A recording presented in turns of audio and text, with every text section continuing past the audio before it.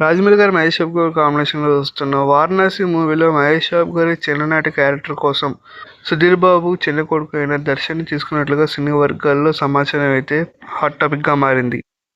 Rajasaab first సింగిల్పై విమర్శలు వస్తున్నాయి. కథ, సందర్భం, డైరెక్టర్ విజన్కు తగ్గినట్లుగా పాటలు ఉంటాయి. ప్రతి పాట ఎలివేషన్లో ఉంటే బోర్ కొడుతుందని ప్రముఖ లిరికిస్ట్ అయిన రామజోగయ్య శాస్త్రి గారు అన్నారు.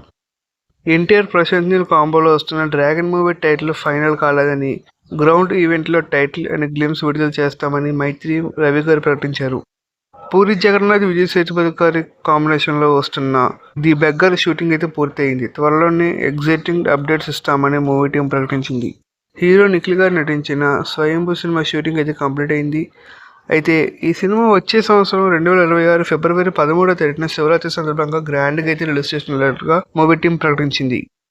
హీరో శర్వానంద్ గారు నటించిన తాజా చిత్రం బైకర్ మూవీ అయితే డిసెంబర్ 6వ తేదీన రిలీజ్ చేస్తామని మేకర్స్ ప్రకటించారు. కాకపోతే ఇప్పుడు డిసెంబర్ 6వ తేదీ నుంచి పోస్ట్ పోన్ అయింది. త్వరలోనే కొత్త తేదీ ప్రకటిస్తామని సినీ వర్గాలు పేర్కొన్నాయి. దీనికి ముఖ్య కారణం ఏంటంటే డిసెంబర్ 5వ తేదీన గ్రాండ్గా పాన్ ఇండియా మూవీ లెవెల్లో అఖండ 2 అయితే రిలీజ్ కాబోతుంది. దాని ఎఫెక్ట్ ఈ సినిమాపై ఉంటుందని కొంతమంది భావిస్తున్నారు. దానివల్ల పోస్ట్ పోన్ అయిందని అనుకుంటున్నారు.